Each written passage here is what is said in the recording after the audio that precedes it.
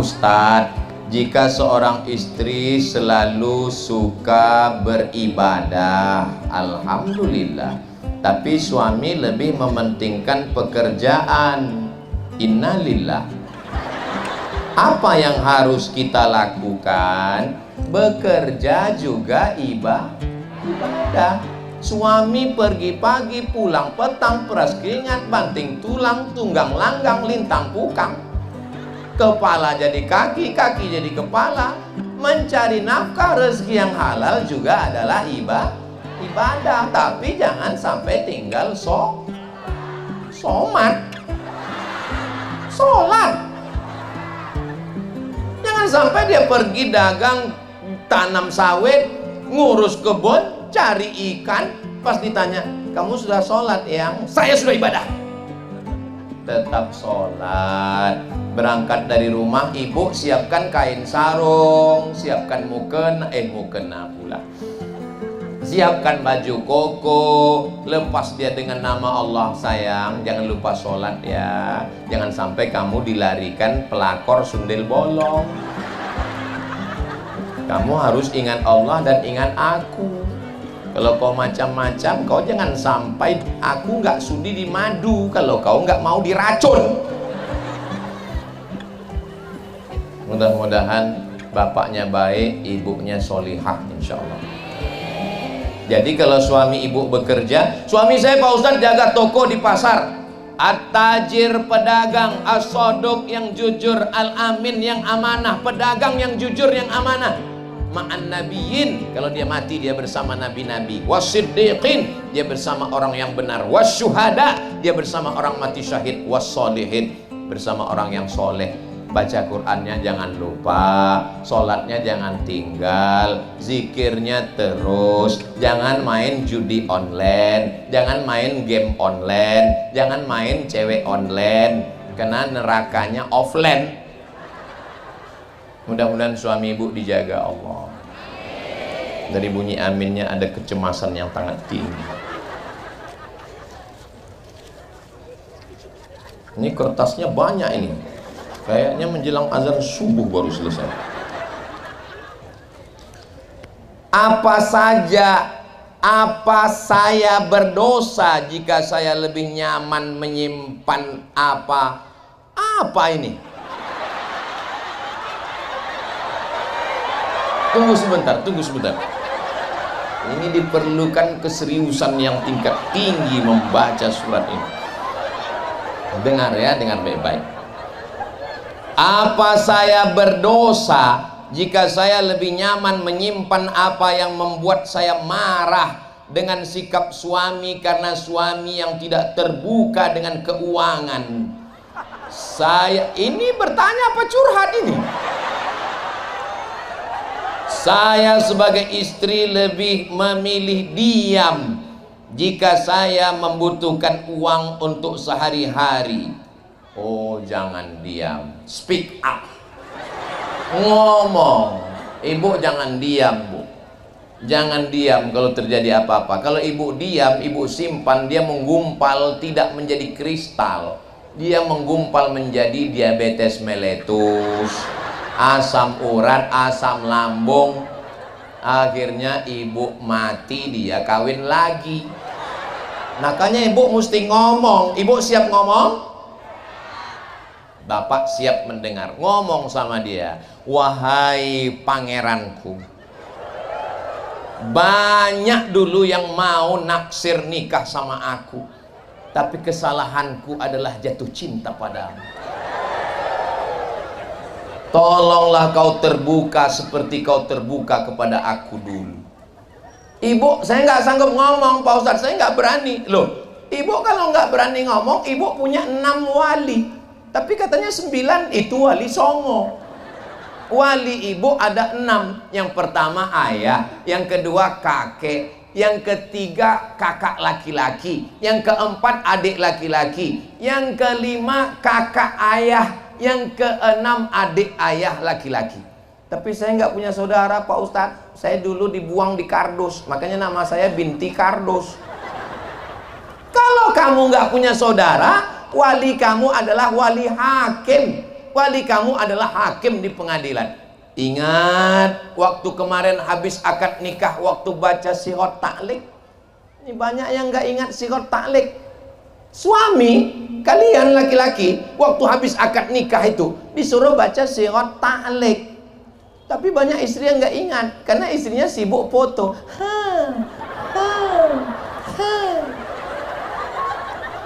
Makanya jangan cuman cengengesan, duduk dengar waktu Pak Kuas suruh baca sihot ta'lim.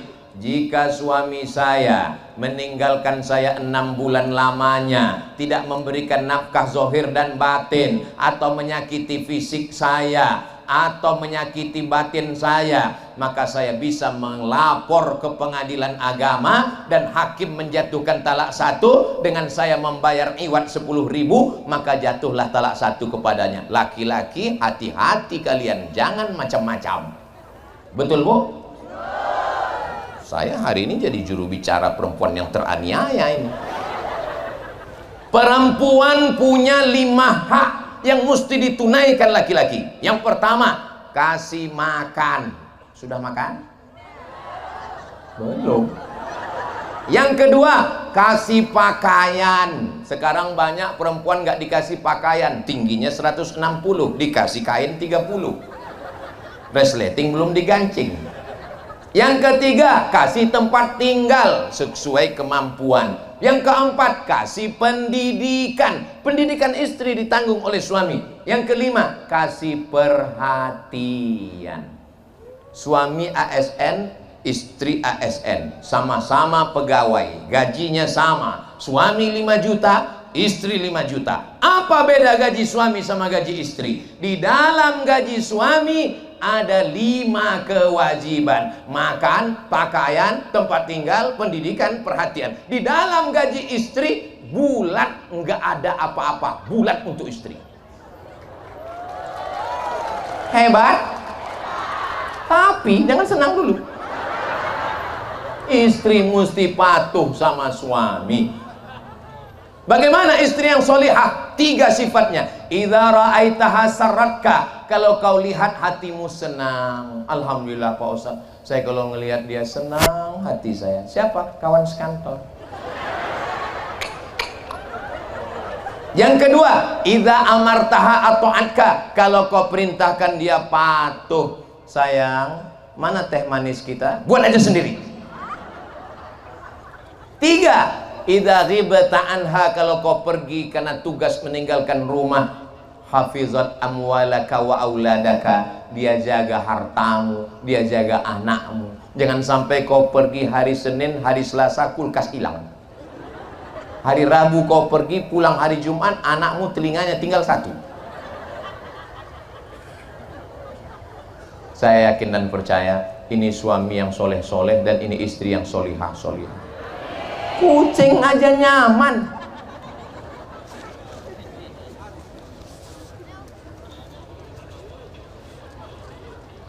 Saya mahasiswi, ketahuan dari tulisannya. Alhamdulillah lulusan pesantren. Di zaman sekarang banyak perempuan muslimah yang ingin tampil baik di hadapan manusia. Nggak ada titiknya ini, tapi lupa menjaga pandangan Allah. Pertanyaan saya, bagaimana cara agar hati tetap istiqomah dan merasa cukup dengan ridhonya? Tolong berikan motivasinya Pak Ustadz. Tentukan niatmu, setelah itu Allah akan menolong. Kau mau jadi apa? Kita hidup ini pakai kacamata kuda. Jangan pentingkan komentar orang. Betul kata Allah, betul kata Rasulullah, sir ala barakatillah, bismillahi tawakkaltu ala Allah, la haula wala quwata illa billah. Kalau kita dengarkan omongan orang gak jadi-jadi, kurus kita macam saya, di komen orang, kayaknya Ustaz Somad ini menderita kali. Gemuk kita, di komen orang, kayaknya Ustaz Somad ini banyak kali penyakitnya. Yang penting kita sehat, bisa beribadah. Dulu waktu saya mau ke Mesir, apa kata orang? Somad mau ke Mesir, gak akan berangkat ke Mesir, bukan mudah ke Mesir. Akhirnya saya lulus pelatihan di Jakarta. Apa kata orang? Somad di mana sekarang? Di Jakarta. Itu kan malu di kampung, akhirnya lari ke Jakarta. Setelah 2 bulan pelatihan saya berangkat ke Jakarta. Apa kata orang? Di mana Somad sekarang? Di Jakarta. Memang ke Al Azhar itu masuknya senang, belum tentu selesai. 3 bulan, 3 tahun 10 bulan selesai, pulang saya. Apa kata orang? Itu kan cepat kan, berarti dia nggak tamat. Saya tunjukkan ijazah saya, dia pun nggak bisa baca. Somad gimana sekarang? Dia sekarang sudah doktor. Memang dia udah doktor, tapi kayaknya bau-bau Wahabi dia. Ridhon nas sayun la yudrak. Keinginan manusia sesuatu yang tidak pernah kita bisa penuhi. Maka yang penting benar kata Allah, benar kata Rasulullah, benar kata ulama, benar kata adat istiadat yang baik. Insya Allah kita juga baik di hadapan Allah. Anjing menggonggong, kapilah Hidup ini sebetulnya nggak berat. Yang berat itu komen netizen. Betul, Bu? Wah, banyak yang kena komen ini. Saya merasa lingkungan kampus terlalu bebas, yang berbeda jauh dengan lingkungan pesantren. Adapun pertanyaan saya, bagaimana cara menguatkan iman di era yang menghalalkan pacaran ini, dan kalau bisa Ustadz memberikan motivasi. Say no to bonceng. Katakan tidak pada bonceng. Kalau datang laki-laki mengajakmu, hai sayang, dia adalah bukan bapakmu, bukan kakakmu, bukan adikmu, bukan saudaramu. Kalau dia memanggilmu dengan sayang, ngajak jalan, yakinlah bahwa dia adalah buaya darat.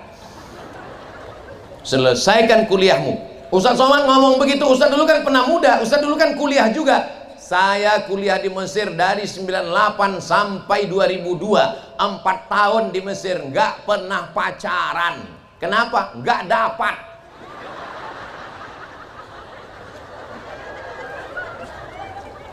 Saya diuntungkan oleh keadaan.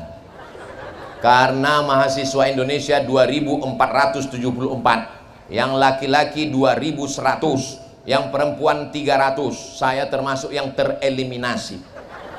Saya serius belajar 3 tahun 10 bulan selesai. Habis itu saya masuk S2, belajar 1 tahun 11 bulan selesai. Habis itu saya S3, belajar 2 tahun kurang 4 bulan saya datang mau sidang, gak cukup, pulang.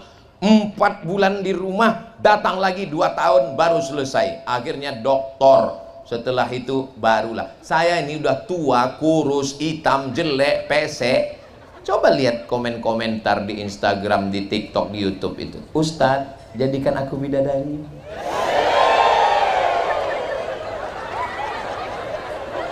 Apa maksud saya? Maksud saya kalian gak usah pikir pacaran. Yang penting kalian belajar aja, serius aja. Maka insya Allah kalau jodoh takkan kemana. Tapi ingat, saingan di mana-mana. Kita doakan adik-adik kita dapat jodoh yang baik-baik. Yang perempuan jangan mau pacaran. Tadi waktu saya buka botol minuman, itu ada di atasnya plastik, disobek dulu. Apa yang tertulis di situ? Do not accept if cell is broken. Do not accept if cell is broken. Jangan terima botol kalau segelnya rusak. Paham? Nggak perlu saya jelaskan lagi. Jaga kehormatan. Saya tidak melihat kalian sebagai objek. Kalian adalah adik saya, kalian adalah keponakan saya. Saya bukan jahat. Saya cuma mau kalian duduk di atas pelaminan dengan air mata kebahagiaan, bukan dengan penyesalan dan kemarahan. Orang tua kalian menikahkan kalian dengan bangga. Aku nikahkan engkau dengan buah hatiku. Aku nikahkan engkau dengan pelipur laraku. Jangan sampai orang tua kalian menikahkan kalian dengan genggaman tangan dan gigi yang rapat. Kunikahkan kalian. Kenapa? Karena pernikahannya MBA, married by accident. Ya Allah, jaga anak-anak gadis kami, ya Allah. Ada lagi? Mohon penjelasan Ustadz mengenai riba. Karena saya pernah mendengar bahwa ada yang mengatakan riba itu tidak boleh, dan ada yang mengatakan riba itu boleh asal tergantung akadnya. Saya minjam uang 1 juta, saya bayar 1.100.000. 1.100.000, yang 100 itu riba. Tapi kalau dalam syariah, bank syariah namanya mudharabah, bagi hasil. Saya pinjam 1 juta ya Pak, ya nanti saya mau ternak lele, ya habis ternak lele untung ternyata jadi 2 juta, saya balikkan modalnya 1 juta, yang 1 juta lagi tergantung MOU, Memorandum of Understanding between me and you. Dulu perjanjiannya 50-50 apa 70-30. Dulu perjanjiannya pemodal 70, yang pelaku 30. Berarti saya dapat 700, maka yang minjam dapat 300. Itu namanya bagi hasil. Makanya beralih ke bank syariah supaya kita tidak kena riba. Mudah-mudahan kita selamat dari riba semuanya.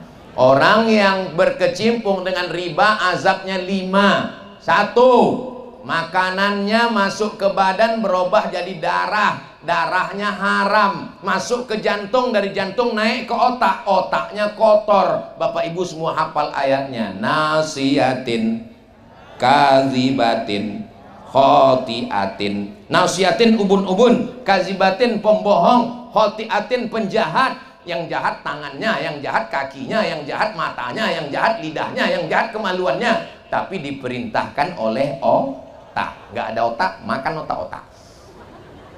Yang kedua, nasinya riba, dimakan jadi daging. Ayyuma lahmin, setiap daging di badan nabata min haramin, tumbuh dari yang haram, fannaru aulabih, tempatnya api neraka. Daging tumbuh dari yang haram, tempatnya api neraka. Yang ketiga, orang yang makan riba berdoa, doanya tidak dikabulkan. Kenapa doanya tak dikabulkan? Mata'amuhu haram, makanannya haram. Masrabuhu haram, minumannya haram. Malbasuhu haram, pakaiannya haram. Wa ghudhiya bil haram, dikasih makan minum haram. Yang keempat, anak-anak yang dikasih makan riba, istri solihah yang dikasih makan riba, kena juga. Yang kelima, fa'dhanu bi'arbim minallah, orang yang berkecimpung dengan riba berarti ngajak perang dengan Allah. Mudah-mudahan Allah menyelamatkan kita dari riba.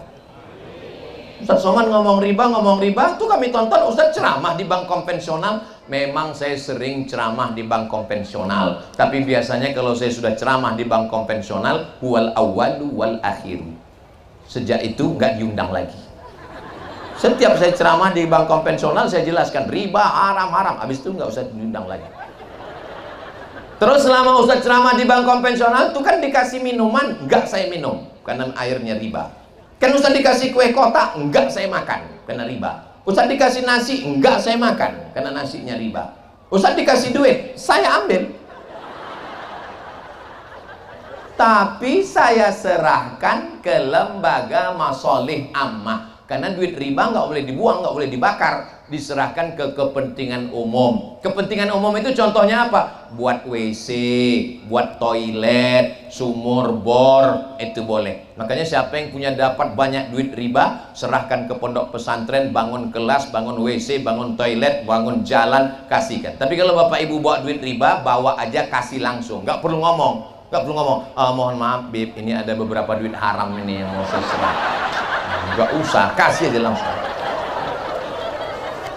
Mohon maaf Pak Ustadz, ini ada beberapa duit ini agak haram, ini haram sekali, ini abu-abu. Nggak usah, kasih aja semua. Itulah pertanyaan yang sudah terjawab. Jangan kemana-mana, kita ikuti lelang. Habis lelang kita doa bersama. Mudah-mudahan Allah memperkenankan semua niat baik kita insya Allah. Terima kasih. Wassalamualaikum warahmatullahi wabarakatuh. Menangkap puyuh di Bukit Selasi. Thank you dan terima kasih.